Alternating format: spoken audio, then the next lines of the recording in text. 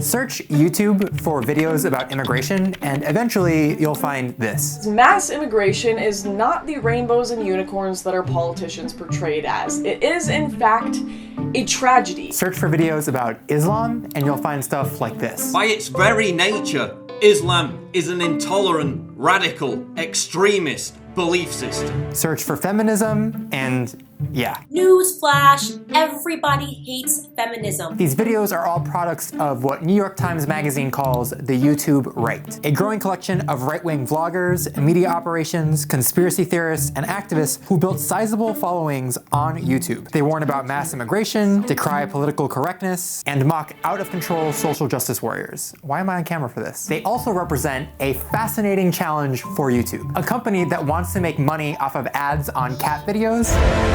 The prophecy is true. And now finds itself at the center of a huge debate about censorship and hate speech on the internet. Absolutely vital that we red pill the next generation. One of the YouTube right's biggest success stories so far is Lauren Southern. She's an activist who went solo after making a name for herself on a conservative site called The Rebel, and her YouTube videos regularly get hundreds of thousands of views. I got involved in YouTube kind of during the Gamergate anti-feminism phase of the internet. Since then, I've just been commenting on all of the world's craziness. Southern's videos reflect a lot of the core ideas of the YouTube right. She criticizes political correctness, warns about the threat of refugees and immigration, and even made a whole video criticizing gay pride parades. If you ever want to spur some homophobia in reasonable people, just take them to a pride parade. So obviously, I wore my gayest possible outfit for the interview.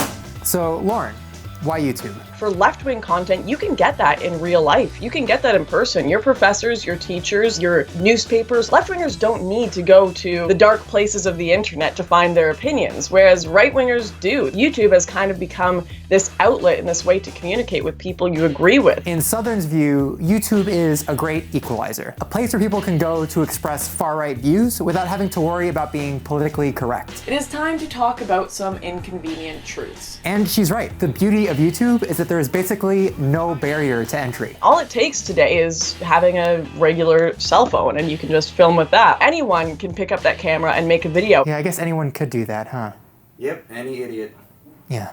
That low barrier to entry means that YouTubers are free to say things that would be too taboo for even Fox News or talk radio. Talk radio was supposed to be super edgy, was supposed to be the craziest opinions on earth, but now it's YouTube. You'll have people that are willing to touch topics that other people aren't. People that aren't worried about being kicked off a network. They'll just blurt it out and it's there on the internet. That might sound like an exciting free speech paradise for Southern, but it's created kind of a nightmare for YouTube. Because it turns out YouTube is a really good breeding ground for things like extremism, No offense, but f the Pope. hate speech, They have less crime than other towns. Yeah, because there's less blacks. and conspiracy theories. Well, the left's been saying they're going to start killing all the conservatives. For one, it's a click-based market, so creators are incentivized to be as sensational and inflammatory as possible to get the attention of viewers. With normal vloggers, it's clickbaity thumbnails and headlines like, "My Uber driver is in love with me?" With right-wing YouTubers, it's videos like, "The Left and Islam Unholy Alliance," or "Hillary tied to bizarre occult spirit cooking ritual." Yeah, I'll click that. Independent vloggers also have zero obligation to fact-check themselves, provide evidence, or face debate. Unlike Fox News or talk radio, YouTubers don't require broadcast licenses, so they're immune to FCC rules prohibiting them from distributing obscene or false information, which is why 5 of the 10 most viewed videos about the Las Vegas shooting are conspiracy theories. This is from high-level CIA.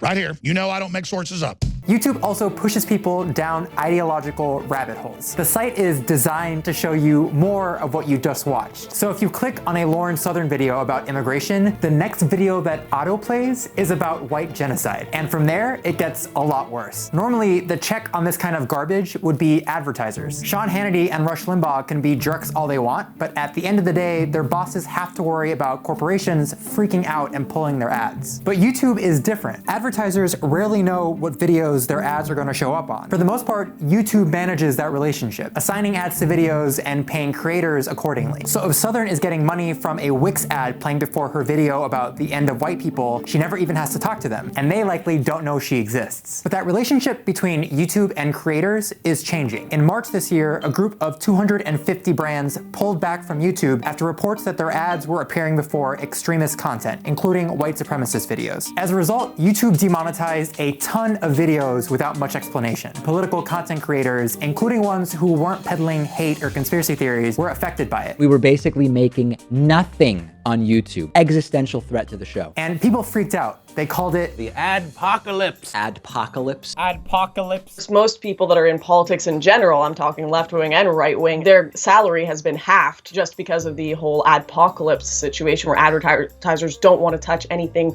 remotely controversial. And it wasn't just demonetizing. In August, YouTube announced new guidelines for how it would deal with hateful content, stating that these videos, quote, won't be recommended, won't be monetized, and won't have key features including comments, suggested videos, and likes. Southern calls that shadow banning is happening. These moves have gotten blowback from basically everyone. They're trying to censor conservative media, nationalist media on YouTube. Telling the truth is just not advertiser friendly. And that's because there's really no good way to regulate this stuff. YouTube sees about 400 hours of video uploaded every minute. It's impossible to monitor that much content with any kind of precision. But even if it wasn't, it's really tough to figure out what counts as hateful speech on YouTube. Southern's video about gay pride parades, I don't like it, but it sounds like pretty typical right-wing talk. It got demonetized. Southern's video about immigrants replacing white people, that feels a lot more like white nationalist stuff, but there's still an ad running on it. It's tough for creators to predict what YouTube will deem as too toxic for advertisers. So I asked Southern, where should YouTube draw the line? The people that I'm seeing censored a lot of the time are people that are sitting down and making legitimate arguments. And I'm sure you've seen Jared Taylor was the first one to have his videos totally sandboxed. Time out. Jared Taylor, the white nationalist who thinks whites are genetically superior to blacks and Latinos. And I would like to talk to you about racial differences in intelligence. That Jared Taylor. Yeah, you can disagree with what he's saying, but he wasn't sitting there just spewing hatred. That's the thing. As a social justice warrior, I think this stuff plainly qualifies as hate speech, but a lot of people don't. And YouTube has to make that call for a staggering amount of content. Cast the net too wide, and tons of creators get punished for even mentioning politics. Cast it too narrowly, and risk another mass advertiser boycott. These two groups, advertisers and creators, need wildly different things from YouTube. Creators need it to be an open space where they can speak their minds and test ideas without fear of a corporate overlord. But advertisers need to see that YouTube can rein in the platform's worst excesses, that it can avoid being exploited by demagogues and conspiracy theorists and people making yet another makeup haul video. I get it. You bought more foundation. Leave me out of it. The rise of the YouTube right is scary, but it's helping force the world's biggest video platform to figure out what it wants to be.